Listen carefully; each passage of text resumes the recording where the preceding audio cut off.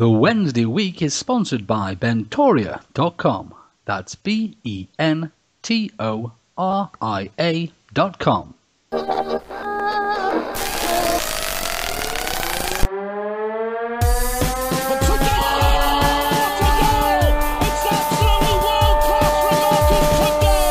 There's a chance here, a great save. A turner from McClare.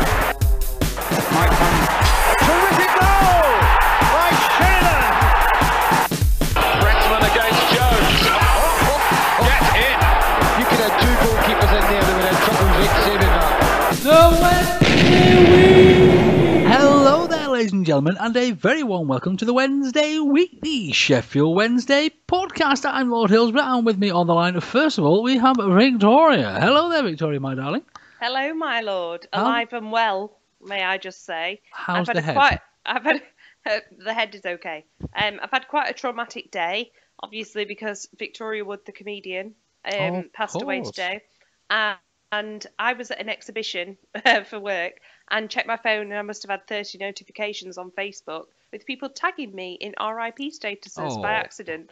And it was quite a shock. I was only at Costco. But I'm sure the comedian would have found that very, very funny. So I am here. I'm here tonight. Hello. And we have James with us. Oh, how are you, boy? I'm good. It's quite cosy tonight, isn't it? Just the three of us. Yes, it's an intimate little affair this evening. A little threesome. Let's snuggle. Bring out your Feminax, however it were called. Let's start off with some football chatter, shall we? And first things first. I mean, James, you did mention that we would have liked 6 points from the last two games. Unfortunately, it's not really worked out for us that way, has it, Albin? Not particularly. Hey, we're unbeaten in those two games. Let's look at the last half full. Ipswich feels like ages ago, and I can't remember a massive amount about the Ipswich match now. It just seems like we've slept a few times since then. But I think kind of both games not really what we wanted from them. Probably not the best performances that we've put in all season. But you know what? This time of the season, performance doesn't really matter. And I think we've said this a few times the last few weeks. Actually, it doesn't really matter how we play. All that matters is that we get the results. And actually, we've not got the results, but then neither have Cardiff. We've taken 2 points from 9. They've taken 1 point from 9. So you look at the table and it's healthy for us, and we're in a good position. One more win will do it. A draw against Cardiff at home will do it. But it just feels like we're kind of crawling towards the playoffs, aren't we, rather than kind of in our stride at the moment. Yeah, I mean, just to sort of sum up the Ipswich game, I thought the Ipswich keeper had a cracking game. I really did. I thought that he was the reason that they came out with anything from that game. Of course, we do have to mention the chap that scored the little, listen at me, how patronising, I apologise. 16-year-old Dessel that scored in his senior debut is just, I mean, it's a lovely story for the lad, isn't it? Just well, it is. Have your lovely stories against some other chuffer. He should be out taking crack at 16, really. He shouldn't be scoring goals in football matches. That's not what 16-year-olds do these days. Of course, his I dad. No, it's been a long time. His dad is actually still the youngest goal scorer for the last 32 years in the whole of the Football League, who was 16 and something like 32 days or something like that, and his son is 16 and 57 days or something ridiculous like that as well. So it was a little bit written in the stars for the chap, and fair play to him. But yeah, have you lovely little stories against some other chuffer, will you? Christ almighty, no need for how it was. Of course, our goal scorer extraordinaire, Mr. Fessy, was at it again for the game as well, which was lovely. It was a cracking move, started by Fessy and finished by Fessy. It was all a bit Fessy, wasn't it? But it did feel like a bit of a kick in the chuff nuts until, of course, as James said, we got the news that Cardiff are basically chuffed up as well, haven't they? Which is lovely. Absolutely. At the moment, it feels with Cardiff. Do you know when you're playing football with a small child, or you're playing a computer game with a small child, and you're trying to let them win? That's kind of like what we're doing with Cardiff at the moment. Like, going, come on, get us. And they just don't seem fussed, do they, whatsoever? A little birdie tells me, Victoria, that you also had a chat with a Wednesday visitor after the Ipswich game as well. I did indeed. Me and James spoke to a guy called Adam, who is from Seattle.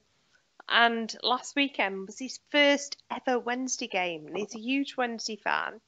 So, awesome. Here it is.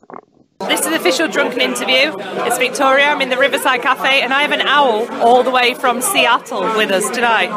What's your name and why are you here? I'm Adam, and I'm here because of the Owls, and I came for a game, basically. Yeah, because I've been following them for a few years, and they're the best team in England. Maybe all of Europe, possibly. Not all of America, because the Sounders are the best, but I'm from Seattle, so yeah. Okay, so this was your first time at Hillsborough today, wasn't it? Yeah, it's my first time. And how have you found it? I found it was great. The fact that like everybody here was so welcoming, and it was great. Like meeting up with everybody, having a good time, getting a few drinks. Sheffield's an amazing town, and I'd like to come back a few more times. Great. So, will you be coming back for the playoffs? If it happens. If it happens, yeah. I don't know if I'll be able to come back for the playoffs, but yeah, I would definitely come back again soon. Like, most definitely. It's not like it's expensive or anything to come back from America, is it?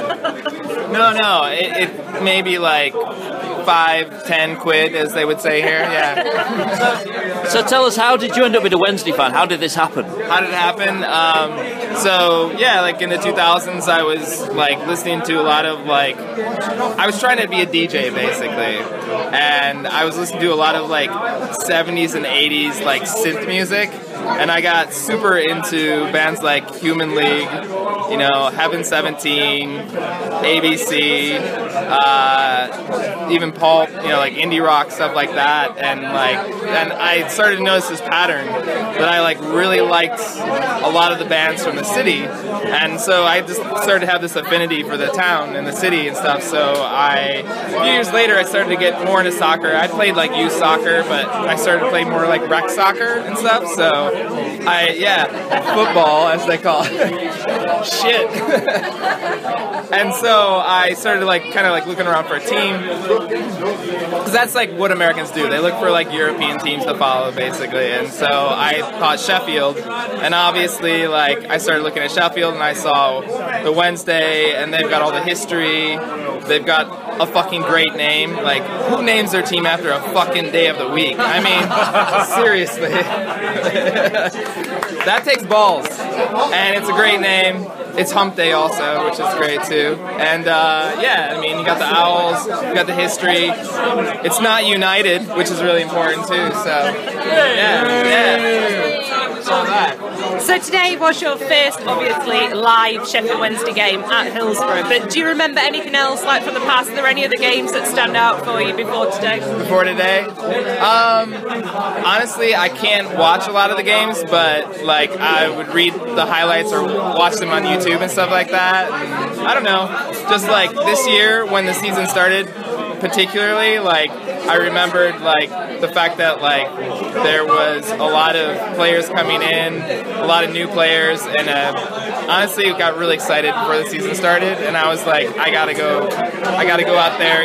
Even before the season started, I was like, this is gonna be a good season, because you knew with the players they're bringing in, Forestieri, and there was that wonder goal early, Matias, I saw that on TV. That was on beIN Sport. In the US, you can only watch it on beIN Sport, and they'll show maybe one championship game a week. And that was, I think it was against Leeds. Was it against Leeds? That goal, because I could actually watch it live, I was just holy shit, that's amazing. So yeah, I mean, when that stuff started happening, I immediately was talking to other people, being yeah, we gotta go to England, we gotta watch a game. I have a friend Connor, he lives in Chicago, Irish guy, tried to get him out here. No one else would come, so I was like, fuck it, I'm gonna come anyway.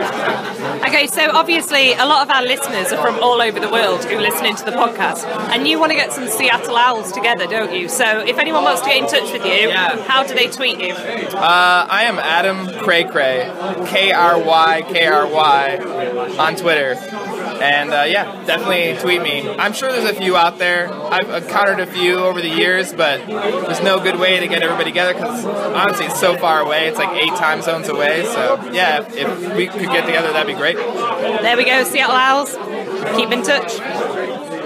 On the way home from the MK Dons match last night, we were a little bit downbeat. You know, it had not really gone the way that we wanted. And actually, when I watched the highlights back today and just thought, crikey, but we hit the bar 4 times. We hit the post. We could have come much closer to scoring without actually scoring. On another day, we win that game 4-0. But even so, we came away from the match, heads down a little bit, and you just think, God, I'd rather be doing this than being a Cardiff fan on my way back from London after that. Absolutely. That's a long journey when you know the team in 6th have drawn 0-0 and you've screwed up what is effectively a winnable game against a mid-table team. That however bad we feel, Cardiff will feel 20 times worse right now because 3 times they've had the chance to make up some ground and 3 times they've mucked it up. The thing that's most frustrating for me is that Cardiff and Wednesday are the 2 teams that I firmly believe should be up there. And we're both both bottling it at the moment, let's be honest. But we should be up there, as far as history and fans and whatever goes, but neither team is making it easy for themselves, are they? Absolutely not. Absolutely. And again, when everybody has their own feelings about MK Dons, of course, and the way that they were brought into the world, etc., etc., etc. But to be fair to the Dons, I hate Carl Robinson. I always have. He's one of those managers that gets right up my nose. Ever since even Carl Robinson hates Carl Robinson. Was it Reed that sort of slid off the pitch a couple of seasons back and he sort of put his fist up and all that kind of thing? And ever since then, I just despise the chuffer. But the actual players on the pitch, if you were MK Dons fans, that's the kind of game you'd want those players to see. They've not given up. They gave it their all. They really put some passion into that game.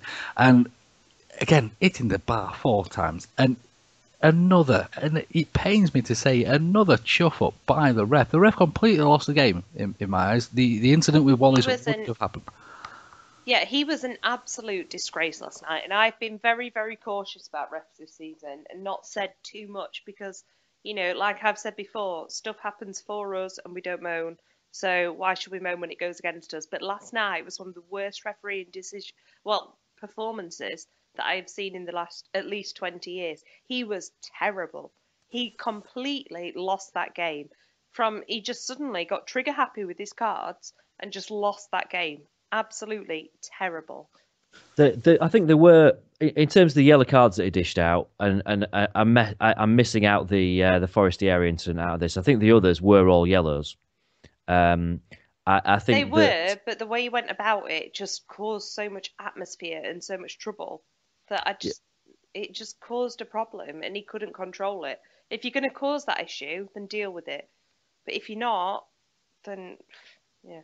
Yeah, it felt like there were challenges earlier in the game that didn't go unpunished, and then as soon as he dished out 1 yellow card, he kind of had to dish out more and more. The Forestieri thing, it is really silly. At the time when I saw it, and I thought it looked a little bit theatrical from Forestieri. Having watched it back on the replay a few times, it's hard to look at it and not think it is a pretty clear foul. And as I kind of ranted after the whole game and said, referees have to be absolutely certain if they're going to pull someone up for simulation and give them a booking. Granted, it wasn't as serious as the Hull incident because it was only his first yellow rather than his second. But still, if referees are not certain, they can't do it, and he can't have been certain because it was a foul, and that's frustrating. But I've got to say this, in no way at all does it excuse what then followed with Ross Wallace, who what on earth was going through that guy's head. I think I was one of the few fans that was watching what was going on with Wallace and the MK Dons player rather than watching the fallout with Forestieri and the referee. And saw him do it and saw him it just absolutely whacked him. It just gave him a right belt. And you can't do that. You can't go around kicking footballers. And if he gets, and I've not seen it today, I don't know if it's been announced, if he gets a 3-match ban for that and he's out of the potentially out of the playoff first leg, what a really, really silly thing to do. No, stupid. absolutely stupid. I mean, I've not seen it back. I've tweeted and asked for a video and whatever else. There And I isn't one. haven't seen it. It doesn't There's not exist. been anything on the Football League show or anything. So I didn't see it because I was too concentrated. Like where I sit, the Forestieri incident was right in front of me. So obviously I was looking at that. But you could see from Wallace's attitude for the 5-10 minutes before that, he was angry. He was going to cause something. We've seen it before from him, haven't we? We've Unfortunately, seen him do this before. Yeah. And stupid, absolutely stupid. But at the same time, had that referee had that game under control, that wouldn't have happened. He didn't notice it for like a minute or two. He didn't have a clue. It was an absolutely diabolical performance from a referee. And I never ever say that. I'd never kick off at referees. You know, there might be the odd thing that I say, it was a bad decision, but last night was awful. You know, we've given Carl Robinson a bit of a slate in here.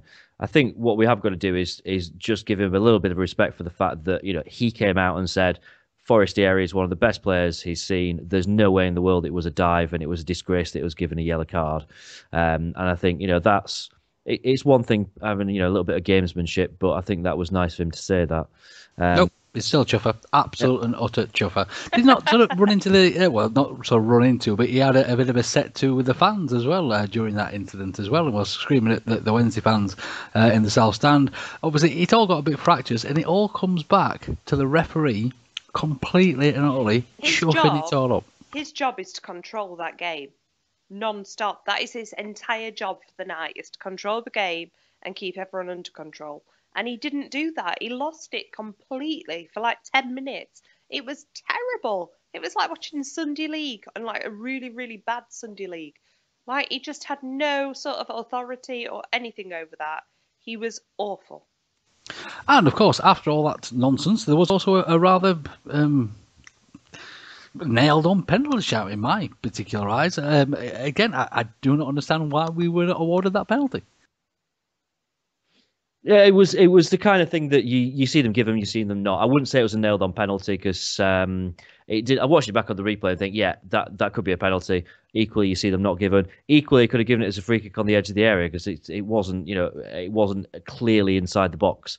In the end, he gave a goal kick, and that kind of probably summed up the ref's performance, didn't it? Yeah, I mean, you know, the crowd were already pretty annoyed, and that only made it a little bit worse. But yeah, I'm not sure about that.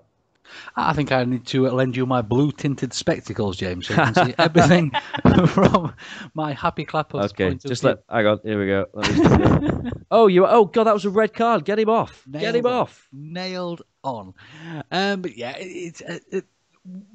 I don't want to say we've only got ourselves to blame for this, but I mean, the Wednesday players, they did give their all, didn't they? There were some cracking sort of snippets from the game. The other bits of Fessy that we've seen, the sort of flick over the head, New with an incredibly strange run. You changed that game last night. It really did. Absolutely changed it. It was terrible the first half. It was awful. It was one team outmatching another all the time, which is, you know, if you're both sat mid-table and there's nothing to play for, fine. But the fact is, both teams last night needed 3 points. And nobody could give a toss until Nuhu came on. And he absolutely ran his backside off last night.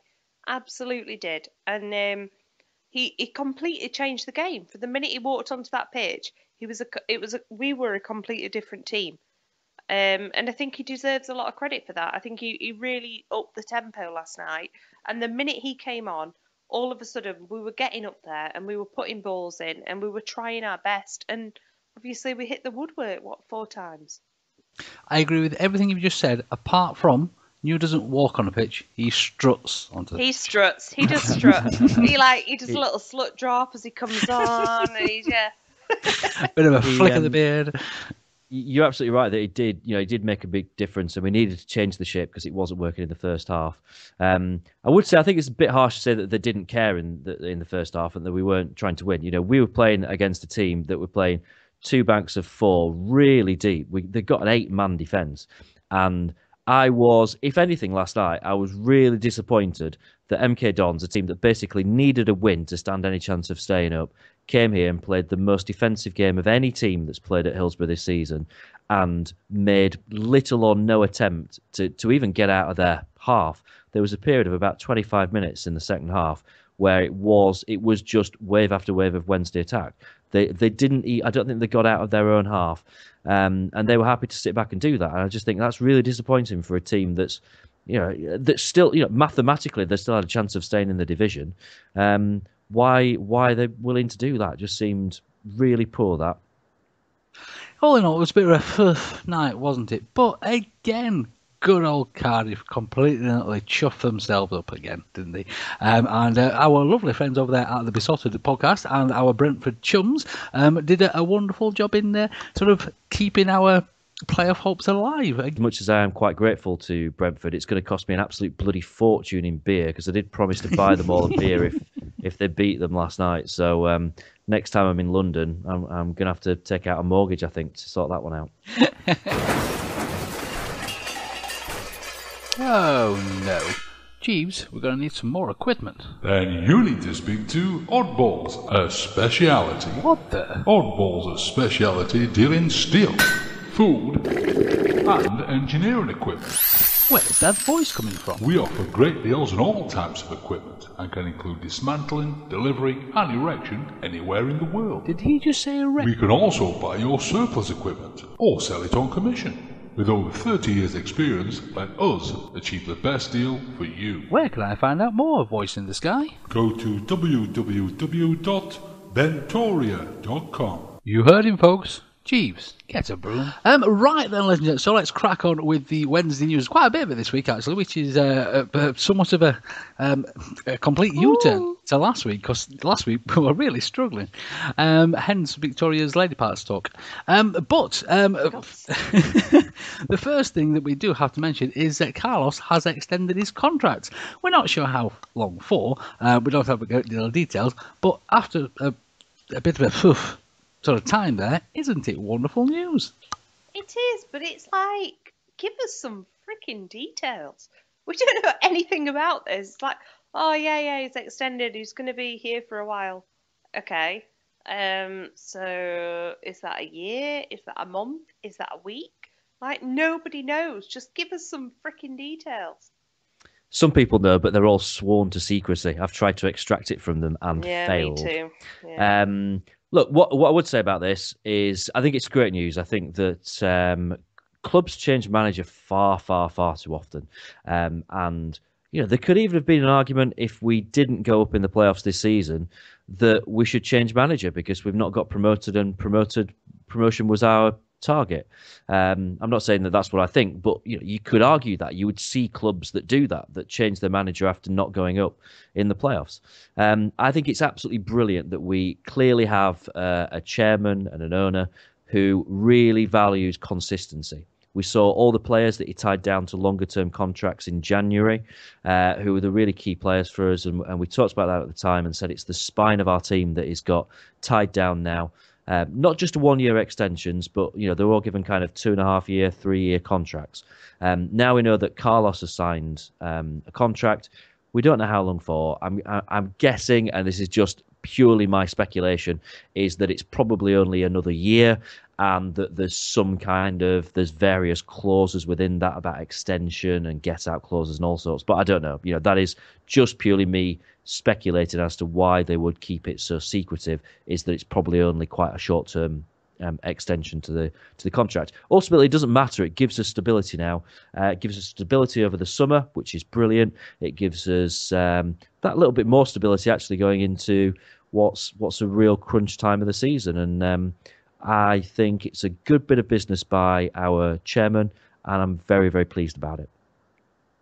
No, absolutely. It does stop all the nonsense talk about Swansea. We've all seen those sort of rumours and various other clubs sort of popping in and giving their two penneth worth in as well. It wouldn't have gone to Swansea because it's bloody horrible there. It really is crap. You can't imagine somebody as stylish as Carlos sort of swanning around Swansea, can you? No, Cardiff's not bad, but not Swansea. Nah.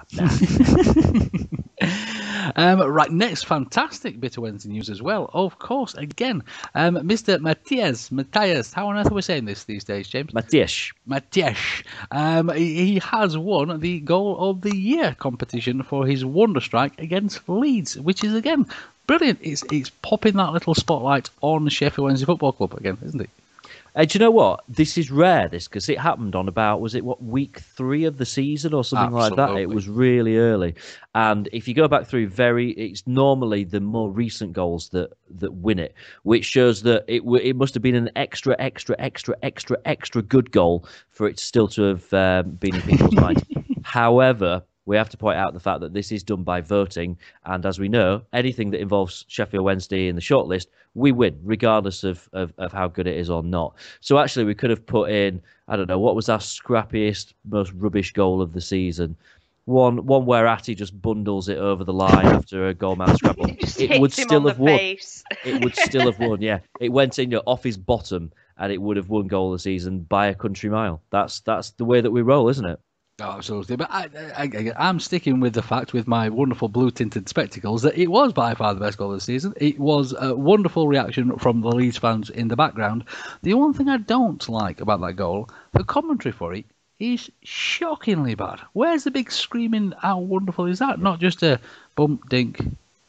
Oh, that was nice. Oh, destroyed. What we should do is, to make sure that goal gets its due in history, I think, James, you should sort of redo the commentary and we'll put the video out again. I think actually this is one whereby we need to call on John Pearson, because this was one of those moments where wonderful idea. Yeah, we need to get John Pearson to recreate that commentary moment. Fantastic news. Of course, give us something to vote for and we'll chuff and win it. Next little bit of, not so much Wednesday news, but we just want to sort of gloss over what we did last week. We mentioned on the podcast that we were visiting. Hey, we did a lot of things last week, Loyal. Many of them need glossing over. We'll gloss over the Sheffield Wednesday parts of last week, shall we, James Olby? Of course, we're not going to go too much about this, because we did do a Wednesday week extra podcast on it, but we do have to mention that we did visit the 91 reunion evening, and a wonderful time was had by all. First of all, I would like to publicly thank our James Marriott for the wonderful interviews he did with the players. You were awesome, James. Can I just say at this point, and I'm saying this really to anyone that's not yet listened to that podcast. The reason that you should listen to that podcast is because I forgo photos, autographs, all that. I didn't have a single photo taken with any players because I was the guy shoving a microphone in their face instead. So if you've not listened to that podcast, just make me feel a little bit better about the fact that I have no mementos from that night, and listen to it. Can I add as well? We do have one memento. It's a very drunken photo in Genting at 5 in the morning. This is what I say. I just want to, kudos to me and you, Vic, and David Garrido, who were last one standing at just after 4:30. No, Rich went up at about 3 o'clock. He was long. He didn't stand it. Us three were last one standing at 4:30. We were hard. Well, pretty say good. Standing, John James. Sheridan had passed out about 2 o'clock, so I'm pretty sure David Garrido had to put us into a taxi. That did happen. But he spent the whole of Friday in bed, so he did. He had food poisoning. Yeah, food poisoning. Food poisoning. Yeah, we know your game, Garrido. But no, obviously the main chunk of what we saw, what we did, is on that podcast, and it's a really, really impressive podcast. Again, thank you so much. I've got some photos. Whilst James was sort of interviewing the players, I was sort of following James around, just taking photos of him interviewing the players. I've not seen these. Are there photos of me interviewing people? We have photos of you interviewing the players, because I did feel quite sorry for James. Is it James or Dunhampson? No, it is. Oh, no. No, we're not going down this path. So it must have been really odd for the players that he's been interviewed by some strange man waving a muff in the face, and then there's another rather odd man taking photos of somebody waving their muff in their face. So I apologise if any of the players are listening or have listened, and I do actually believe, because as we mentioned last week, Danny Wilson... Didn't we say someone... No, doesn't Phil King listen, James? I very much Is that a fact? No, I think Phil King said that he'd heard it before, that he'd listened before. Yeah. That's it. We're famous now. Phil King knows who we are, although probably 90% of the young people listening to this podcast have no idea who Phil King is.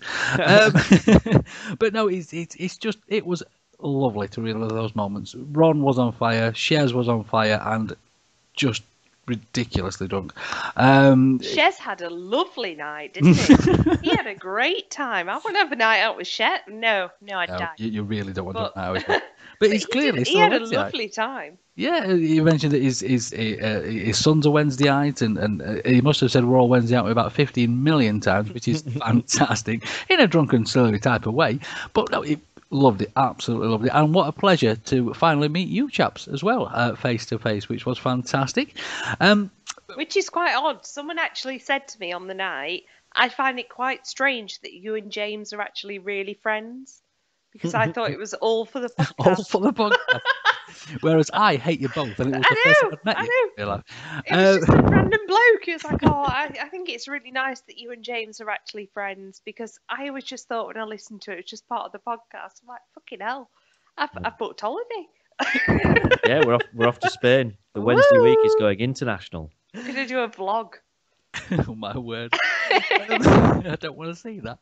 But yeah, it was nice to speak to obviously some listeners to the show as well. We spoke to Howling with Laughter. We spoke to. We also spoke to a chap called Liam who didn't really want to come and speak on. Well, I spoke to his brother as well. Didn't want to come and speak on the podcast, which is fine. It was nice to say hello. It turns out they live not very far away from me, which is rather odd, actually. We also spoke to Essex Owl as well. I would like to make an apology here because I actually interviewed Essex Owl. It was also the first time I had received a muff of my very own, and so I don't. Apparently, I'm not very good with muff because your little face when you got your first muff, Lord Hillsborough, was amazing. I was like, "What are you doing?" You were like, "I've just got my first muff." I was like, "How have you not had a muff for a chill podcast?" I've got a muff. So I attached my muff in the muff attaching fashion, and I went off proudly to do my first interview with Essex Owl, and well, quite simply, it all chuffed up. So I would like to apologise. It was a lovely chat that we had, but it shall just remain between the two of us. But he was the only person that also had a selfie with Lord Hillsborough as well that evening. So if you'd like to see that, then by all means, pop over to Twitterage and you'll find that as well. But no, brilliant night, fantastic. This is us glossing over it after we've done a chuffing 40-minute podcast on it. But no, it was really, really fun. And thanks ever so much, guys. Really, really enjoyed it. Right, next little bit of Wednesday actual news. It was the steering group meeting this last week as well. We're not going to go over the whole of this thing. Terry Hibbard has done a wonderful write-up on the steering group over there at the Owls Online website of the steering group. Just to sort of flick through a few of those highlights, shall we say. First of all, Mr. Chancery, and this was a highlight for me, has a Wednesday case on his phone, which is brilliant. How good is that?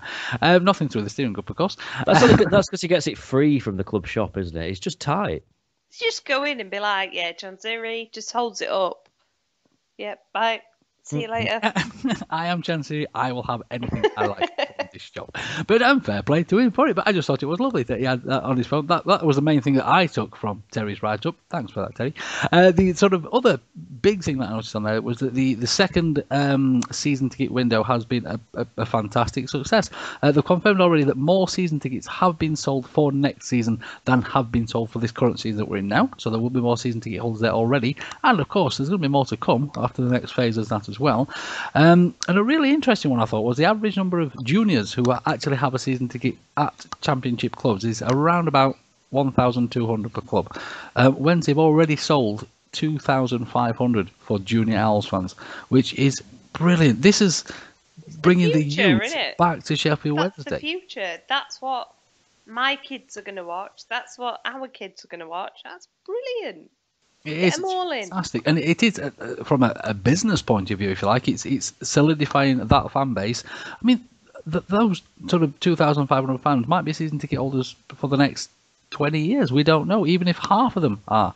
It's solidifying that fan base, and it's just wonderful that it's getting that little feeling back and getting that foundations back laid in the club, and I just think it's marvellous, absolutely wonderful. So again, thank you so much, Terry, for doing that write-up and letting us that aren't part of the steering group see exactly. Aren't invited. To be honest, I don't think I'd go. I really don't think I'd go if I wasn't invited. I'm round the corner. Invite me along. I'd love it. I'm an official flag bearer now. I should at least get an invite. Well, you kind of not, 'cause it's in my porch, James. All right. Well, I was for a day. All right, for a day. Of course, what we're referring to there is on the Ipswich game, there was Flag Day, again, sorted out by Cleggy from the Cop End. People have their own views on these days and one thing and another. Personally, it's a bit of fun. Get behind it. Wall of noise. Let's get behind the team, all that kind of thing. Of course, we are part of the Forums flag on there, which is incredibly generous, as we mentioned last week, of Cleggy to include us in that. And the flag is quite simply chuffing massive, isn't it, James? It's a lot bigger than I thought it was. We unravelled it in the pub. I remember this bit. We unravelled it in the pub when Cleggy first brought it, and it did stretch kind of the length of the extension room, if you like, of the Riverside Cafe. It was very difficult to wave because it was that big. I remember that in the crowd. That's about all I remember about it. Can I say as well, I don't know, we don't kind of get involved in this, but all this silly kind of fighting between different forums and people slagging each other off. Let's end that, because that's a bit silly, isn't it? We're all Wednesday, aren't we? Yeah, That's all that matters. We're all Wednesday. So why the arguments? Why the bickering? Someone does something, someone else doesn't like it. It doesn't matter, does it? Move. No. You just let it go. Don't matter. We all have our own ways to support our club. Personally, I don't get to many matches, but instead of that, this is the way that I support my club, with my nonsense Twitter feed and the nonsense podcast that we share together. With your shite podcast. Look what you bring to Sheffield Wednesday. What is this? But that's the way that I support my club, and because I can't get to games as much as I'd like to, and this is the nonsense that ensues, so I say. And everybody's got their own way. It's brilliant. If people want to sit at the steering group and do that kind of thing, fantastic. If James needs to only remember half of the match, then brilliant. That's what he does. Victoria, he's just on tablets. But it's just marvellous that we can all do it if we want. And let's just enjoy it. It's a fantastic season. It's a great time to be a Wednesday night. There's no need. Unite the clans and let's just get behind the blue and white team and chuff and enjoy ourselves. Last little bit of Wednesday news then is it's a bit of a disappointing, this one. Joe Bennett is out for the rest of the season by the looks of things, obviously on loan from Villa. And although it's not featured a lot, it does sort of put a bit more pressure on Mr. Padil to perform, because there's not really a lot of competition back there now, is there? Well, the word is that we're going to look at recalling Jeremy Haaland back from Wolves. I think that Lee Bullen kind of hinted at it in his post-match interview last night. So we might see that happen in the next couple of days, because we need some cover, don't we? I think that he had a really good game on Tuesday, did Poodle, but there were times that he just looked a little bit tired, and I think it's going to struggle a bit, I think, without that cover. And we could do with a spare winger as well, with Wallace being out. So yeah, I think we might need him back. Oh, absolutely. I was speaking with old Lord H, who actually appeared on the podcast for the first time, which was rather strange for us both. And Haaland does bring a different element to a game as well, doesn't he? With his pace, and maybe is it something that's been a little bit lacking on that left hand side? Just because everything, we know what happens when it comes down the right hand side with Hunt and Wallace, and we've seen it lots. But the left hand side is just a little bit static, shall we say, sometimes. I mean, I guess so. Yeah. I mean, we don't have, the way that Ross Wallace is our out and out right winger. We don't have an out and out left winger, do we? We kind of swap and change it a bit. Bannon was on the left for a bit last night. Fessy was on the left for a bit last night. It's kind of whoever's not playing through the middle, just shove them on the right. So yeah, it can be a little bit harder work there, and maybe having Haaland does give us that extra option and something that we can do to make a difference if we're struggling to penetrate down the left. We all like to penetrate down the left. Don't we just? Right then, ladies and gents. Now, of course, at the Wednesday week, we do try to bring you different people. We try to bring you interviews. James does a wonderful job. We've had people on the podcast, Tango, etc., etc., etc. This week, we've got a real treat for you, ladies and gents.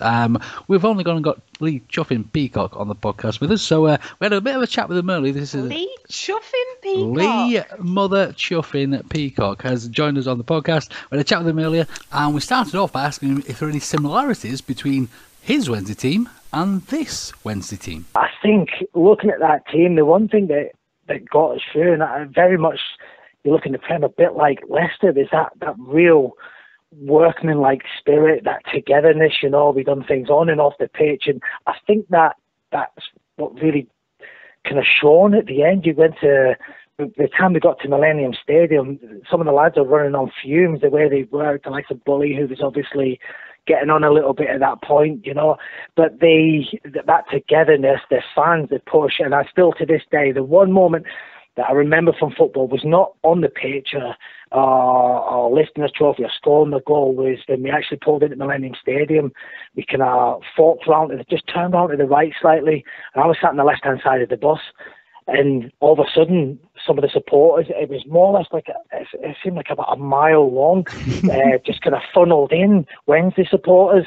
And then right next to his bus, they went, it's a team bus, and they started cheering, and it just went all the way back. And I swear my kid's life, I've never felt anything like it. It was just, the bus felt like it was moving the way that everybody turned and got, and right from that minute there, you just thought this could be a really special day. And I think going on from that, the amount of crap that the Wednesday supporters had been through, just to give back a little bit, just to be hopefully on the first step to them recovering and being back where, as a kid, I lived in Scotland till I was 12, but all I knew was Wednesday as a top-level team, and to be hopefully part of the first step of them going back that way was a real pleasure of mine, It was a real highlight of my career the year. Although I didn't play the way I wanted to or anything, I just thoroughly enjoyed it and loved everything about the place. Lee, can I just say, because obviously I've known you since those days, 10 years ago. And yeah. the one thing about that team at the time was you were all the best of friends, weren't you? Do you think that's something that, we see now with the team that they do seem to be really close, and they're all really proud of each other for goals, and there's a real camaraderie when they do celebrate. Do you think that's crucial to getting that sort of success? 100%, but it's really weird because I've been in dressing rooms where everybody's got on and you've not done quite well, and you really see the testing togetherness when the chips are down. But even going into the following season, didn't do that great. But that togetherness was still there. And I see even now managers, coaches, players talking about, we do this and we do that. And I was thinking, we've done all of that, and we get in for training, we get in possibly an hour early at times. When realistically in most teams you turn up 15 minutes before, and we still be there 2-3 hours after, playing cricket in the dressing room, sat in the tea room with Anne, just everything went on, and it was a real bond. It was a real family atmosphere. But that was, when Luggy got there, that's what he installed in the lads as well. Kind of really said, listen, you've got to be mates off the pitch as well, so you go through brick walls on the pitch for one another. Nobody can tell us we were a fantastic team. We weren't. We worked hard and we stuck together, and that got us through the season. And I think the boys in there doing it now, they've got another level. They are fantastic players, and obviously they're doing it at a league above us. But if they've got a fraction of what we had then, it'll be a very successful season for them. Do you think as well, there's some sort of bond there? Because obviously in the team that you were in, there were a lot of Scottish guys. And obviously, Paul Sturrock was Scottish, and there's all that sort of link. Do you think that could be something here as well? So there's a lot of Portuguese guys now, or a lot of guys that speak Portuguese and hang out together. And I know, obviously, you always hung around with JP and Bully. And do you think that is something as well? Oh, yeah, what the weird thing is with that, like I said, go back to, I've been at other dressing rooms, been fantastic. Every other dressing room I've ever been in, although it's been good, you've had the cliques. You've had the lads who travelled, you've had the old pros, you've had the young lads, you've had the quiet lads, but there wasn't a click. I can honestly say that there was not one click. I mean, I know it's kind of frowned upon now, but those who remember us from them days will say, just about every week this season, Vodka Revolution together, But that was it. We'd done everything together, win, lose, or draw. I spent many a night in Gatecrasher. Yeah, that's what I'm saying. And it wasn't a case, you never seen just one or two, or maybe three of the lads. You always see minimum 7 or 8 of us together.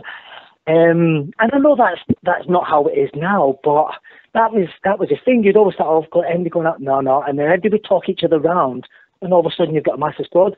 Or we're going down the casino, 1 or 2, then a massive squad. Going bowling, 1 or 2, a massive squad. Go and get your haircut, 1 or 2, massive squad. We've done everything together.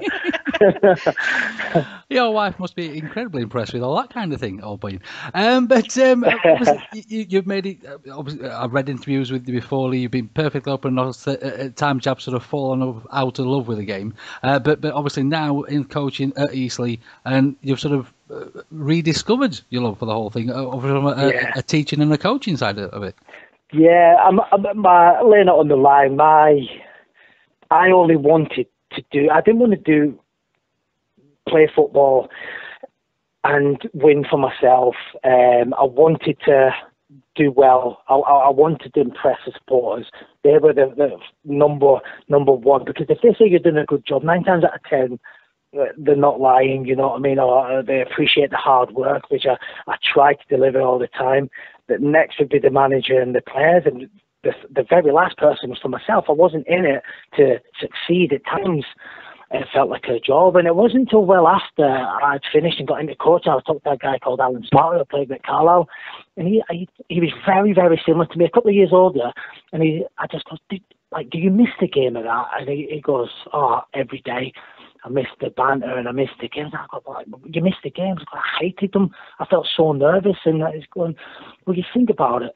I was in the first team when I was 16, and I went from the youth, where you're kind of figuring out how things are, you're allowed to make mistakes, into employment. It's very black and white. That's right, and that's effing wrong. Don't ever do that again. And I couldn't help. I didn't like being shouted at. No, so there was no learning curve.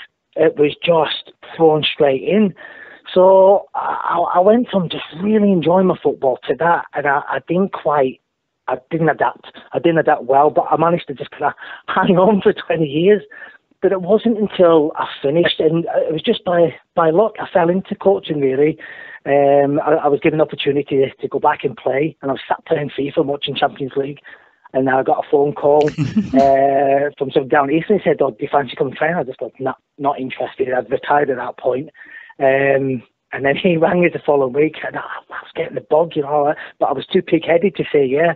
So I left it another couple of weeks, and I goes, hope he calls now, and then he can call the following week. And then he called me the following week after that. I went, yeah, definitely, I'll turn up, just to train. And then it just kind of, I got into it, and then I got a part-time role, and I was more or less a glorified PE teacher. I was teaching 6-year-olds how to catch beanbags and stuff like that. But I thought, by doing that, I'll figure out if I want to be a coach, and I'll figure out if I'm good enough to be a coach.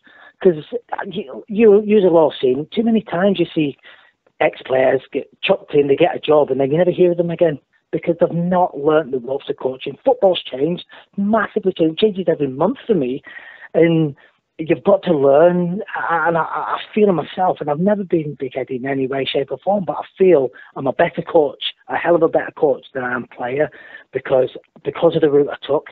I'd done my level 2 with the PFA, and I didn't know whether it was a gimme or they expect you to know certain things, and I passed.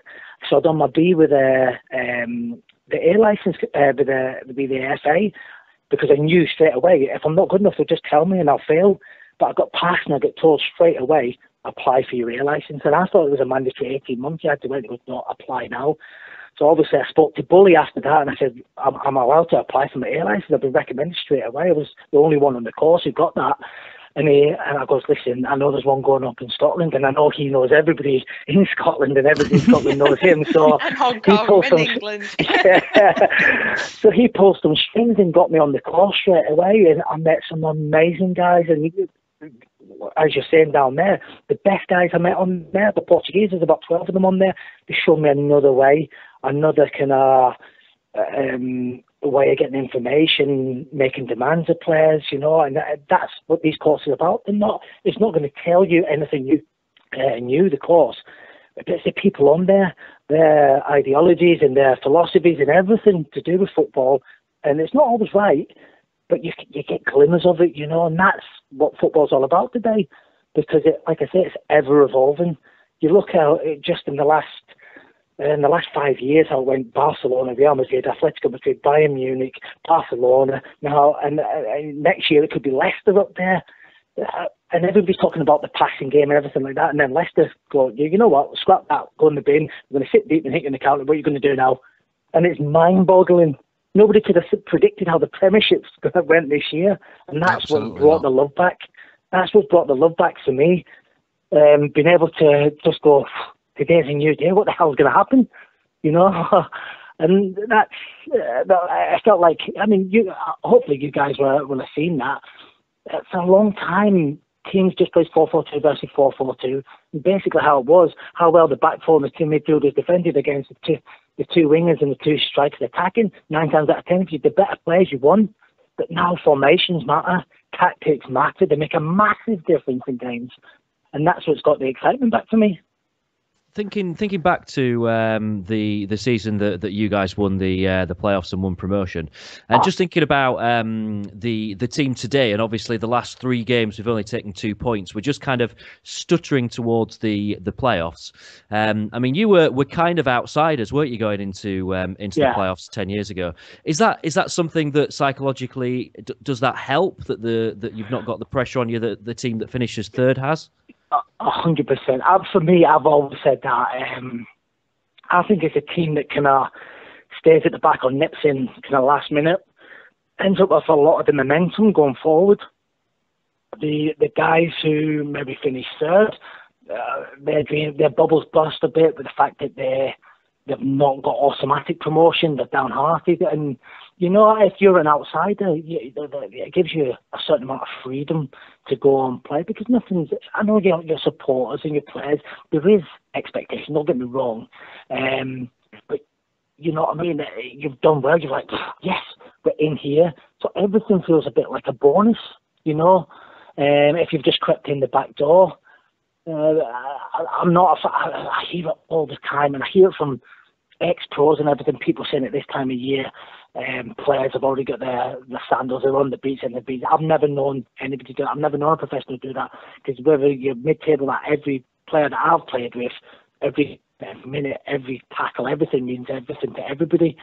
So I wouldn't expect, the worst thing people can say is jump on the bandwagon and say, oh, they're already on the beach, this should be an easy game, because no games are like that. If anything, people want to upset the party.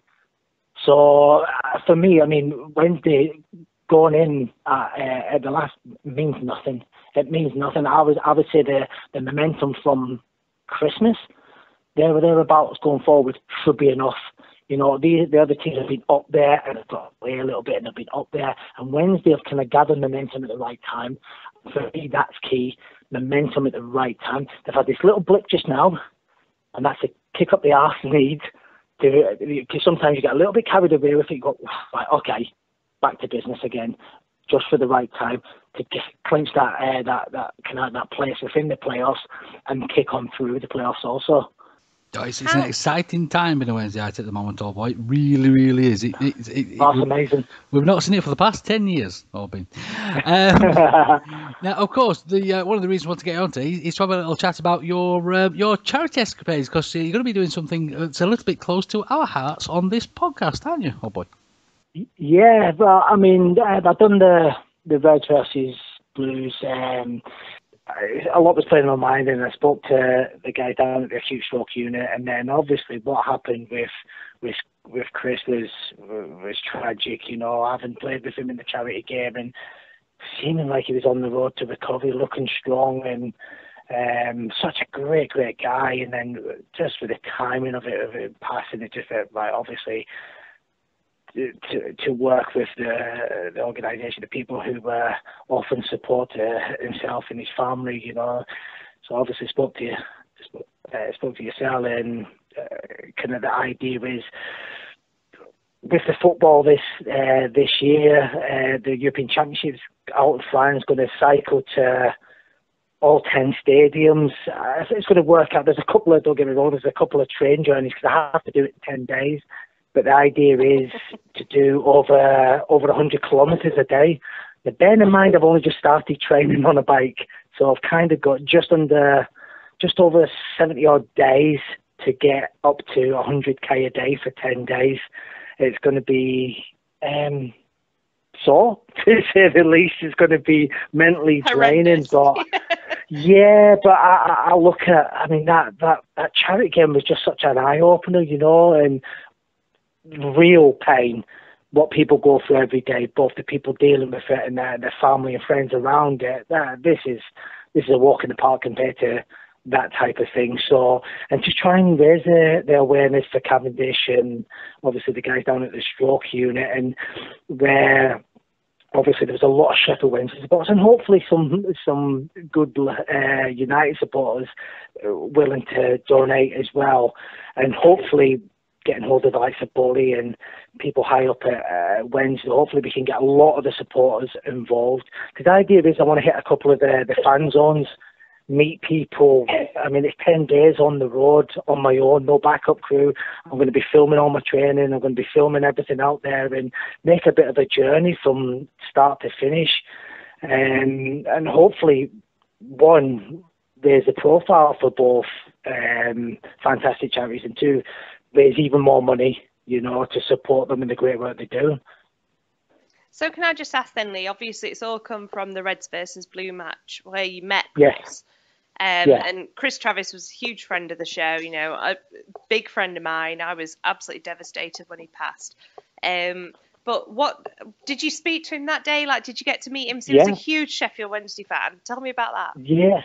Yeah. Well, that was it. And again, it's one of those many things. Those tiny little fragments, tiny little periods of time you get to know him. You don't know the full story. It wasn't until I left and I kind of read a little bit more into it. Obviously, I followed him on Twitter. He followed back, and we had kind of little bits and bobs backwards and forward. And I looked a little bit more into it, and I was like, God. And you see how he used to be such a proper specimen of a bloke, you know, and how when he was there, he looked good. But you see him how he was, but just how upbeat he was the thing that caught me off guard, you know. And then from that, and then, you know, he's passing. I can't imagine the likes of yourself and his close friends and family. It just, I spent all night and I was going through and I was going deep into kind of wrestling, kind of people's like professional wrestlers and supporters of wrestlers, and all the tributes that came flooding in, you know. And God, this guy was some bloke, you know. And like I said, as footballers, you're incredibly selfish, and that's me just being honest. And I feel like I want to do more now.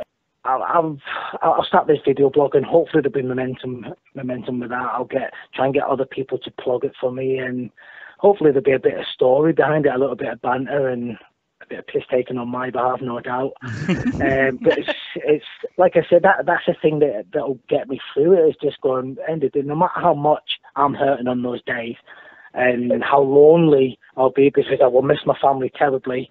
It's nothing compared to what people suffering go through with these illnesses and diseases, you know. So that in my head should be enough to get me through it, you know.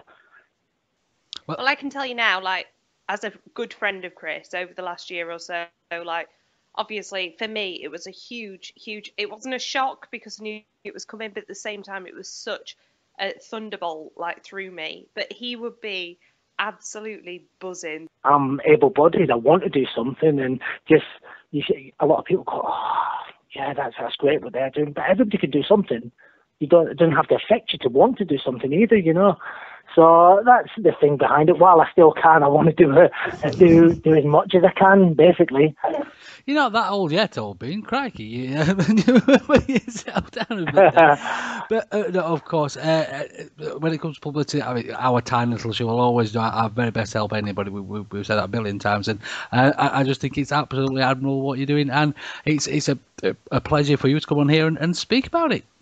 Ladies and gentlemen, thank you so much, absolute Lee. pleasure speaking Thanks for having to me. Mr. Lee Peacock. Thank you so much, Lee. Again, when this is happening, if it is possible while you're out there for us to give you a ring and have a little chat, we'd love to do that as well. Oh, 100%. 100% anytime, guys. Brilliant. Thank you so much. Get back to you, lads. Lee. Thanks ever so much, Leo, Thank mate. you. All the best, pal. Cheers, later. Take See you, care. mate. Bye. Good night. The Wednesday week is proud to be associated with Cavendish Cancer Care. Cavendish is a Sheffield charity dedicated to improving the quality of life for people living with cancer. No one should face cancer alone, so Cavendish provides emotional support through counselling and complementary therapies. The services they provide are free of charge and are funded through donations. If you can help or would like to find out more information, you can go to www.cavcare.org.uk. That's CAVCARE.org.uk. Right then, ladies and gents, so let's crack on last little bit for this week's show. Of course, we have Derby, and again, I would like to see us do something against Derby, just to give me hopes for the playoffs. I think can we pretty much say that the playoffs are... No, I don't stop even say it. it. No, I don't even Stop say it. it. You're absolutely right. I apologise for even thinking the thought. No. But we have struggled to take points off sort of top six teams this season, haven't we? Could this be a bit of a sort of a yardstick of where we are if we do creep in to the playoffs? I saw a stat on Twitter earlier. I've not checked this, so I'm not sure it's true, but it was from a reputable source who says that no team has ever won promotion from the second tier to the first tier in the playoffs, having not beaten one of the other top six teams in the normal course of the season. So, I mean, that's going to change at some point, isn't it? But, it might be nice for us to err on the side of caution with that stat and make sure that we go and get 3 points at Derby. Tell you what, if we do go there and win, then, we know that the playoffs are all but mathematically secured. It would take Cardiff to score something like 100 goals in their last 3 games, something daft. We know that a win means that we're pretty much there. I'm not saying that I expect us to go there and get something, but we can go there and we're the underdogs for a game for the first time in quite a while, and that might suit us a bit. If we were to sort of beat Derby and grab those 3 points, do you think we'll be looking to eventually catch them and maybe nick that 5th spot, or are you just happy scraping at 6th at the moment? Dead happy scraping 6 right now.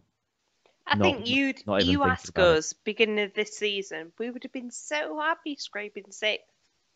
Like, we're getting too cocky. That's the main problem. It's like 6th, brilliant. Let's do it. And we're not especially scraping 6th. We've got, is it 70 points we're on now, or just over 70 points? Absolutely, 70 points. There are teams that have made it into the playoffs with under 70 points. So, it's not like we are going to be one of the lowest points totals for a team to make it into the playoffs or anything like that. We ultimately, the table does not lie, and if we finish in 6th, it's because we deserve to finish in 6th. At the moment, we are 6 points ahead of Cardiff because we deserve to be 6 points ahead of Cardiff. The table doesn't lie. No, absolutely not. And I, for one, I'm trying to keep my sort of wearing the playoffs flag firmly in my cup, but I must admit, I'm struggling. Are we allowed to look at it now, James? Are we allowed to look at the table? The league table. Yeah, go on, I'll allow it. You're so lovely, James. It's wonderful. It's so lovely. Fantastic. Right, then, ladies and gents, that's going to bring us to an end for this week's proceedings. Victoria, my darling, where on earth can we get hold of you? You can find me on Twitter at Victoria1867 or in Calamilor with @James Marriott. Wednesday week on tour. You've not done the old bucket for the player final day or anything ridiculous like that, have you, madam? No, it's well after. We're fine. And one thing that I would like to see you both supporting out there is there was a little bit of a tweet from our erstwhile wonderful defender, Miguel Lleras of the beautiful hair fame, who has invented himself a nice little sort of keepy-uppy ball for... A keepy-uppy ball that now goes around your... What is it? Round your waist? Round your chest. Instead of round your chest. Oh. You don't have to hold it in your hand. I used to have one round my waist and one round my wrist. And now you can get one round your chest. Oh, look, this is a wonderful invention. Absolute genius. It'll be on Dragon's Den next week. James, should we take one each to call him love? A Lleras ball. No. Surely it just hits you in the head, doesn't it? It is wonderful. What I'll do, I'll pop the link out from the TWWcast account, and there's a video attached which is absolutely wonderful. And the video starts with a young Yorkshire chap just saying, "This is radar," which is absolutely wonderful considering it's this new wonderful piece of equipment. But no, please, of course, we are in full support of anything Mr. Lleras does. So please go get yourself out there, buy yourself a chest strap and have a ball attached to it. James, if people want to get all of your pictures of you wearing your chest-strapped Lleras ball, where can we do that, old boy? Well, you can find pictures of me wearing various different kinds of straps if you look on the internet. Just do a Google search for James Marriott. Just before I do go, by the way, can I just mention two of my social media highlights this week? One is any video of David Garrido's halftime penalty on Saturday, which was brilliant. It was like Diana Ross is in the stadium. Was wonderful. Well done, David. The only slight, although be it a much lesser proportion, but the only media outlet that wasn't into sort of mentioning that. So sorry, David, I tried to gloss over it for you, Obi. By the way, this is a true story. I was asked to do the halftime penalties at the match on Tuesday because it was my mate Richard who was doing the stadium announcing, and he texted me saying, "Oh, it'll save me trying to get someone. Will you do it?" And I thought, I can't, because I've taken the mic so much. If I go and screw it up, I can't do it. Could it? It couldn't have been any worse than David Garrido. I don't know. Wrong type of shoes. That was the problem. The other thing as well is, and I've just literally, as we've been chatting, been tweeted this, which is some lovely bedtime reading, which is my favourite website in the world, Football League World, who've tweeted 5 Leeds United players who'd be a perfect fit for Sheffield Wednesday. Thanks to my mate Andy, who's tweeted that. I'll retweet that so you can all have a good read of it. So it's at James Marriott. And, of course, I'll be in Derby from about something like 10 to 10 on Saturday, possibly with Muff, certainly with Eddie. So keep an eye out for us and say hi. Of course, if you'd like to get hold of me over there on the Twitter, you can do that at Lord H. That's L0RD_H. You can get hold of the podcast at TWWcast as well. Ladies and gents, I really would like to thank everybody that has sort of liked our Facebook posts and our YouTube videos. And of course, if you are looking at on iTunes now, we would really, really appreciate it if you wouldn't mind terribly just leaving us a little review, possibly 5 stars. And if you do pop a written review on there as well, it does do the podcast absolute wonders, getting us spread around so more people can hear about what's going on with Victoria's lady parts. I've not even mentioned my lady parts. Bloody hell. I have. So that's going to bring us to an end of this week's show. We're actually going to play out with something slightly different this week. There was a wonderful tweet from a chap called Ben Ainsley, at Ben Ainsley over there on Twitter, if you'd like to give him a follow and see the video. He's done a wonderful rendition of a rather smashing Wednesday song with ukulele and a little young Ainsley as well. So we're going to play out of this. Be good, be safe. And we'll see you real soon.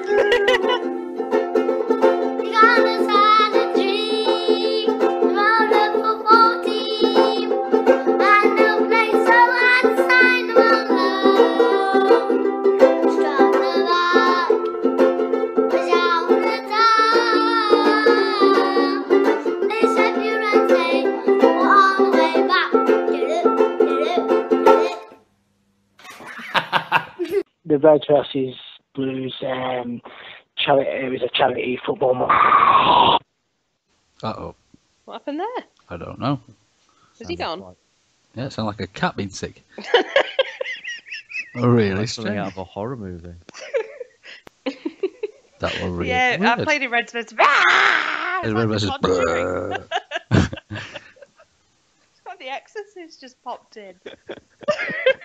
That was really strange. It's like when you're ringing a radio winner. Hello. Hi there. Sorry Hi. about that, mate. I'm not exactly sure what happened then. It was just a really strange noise, and you disappeared. Yeah, it's probably my big head pushing against the phone, knocked it off. It sounded like The Exorcist, Honestly. and then you just disappeared. It was so strange.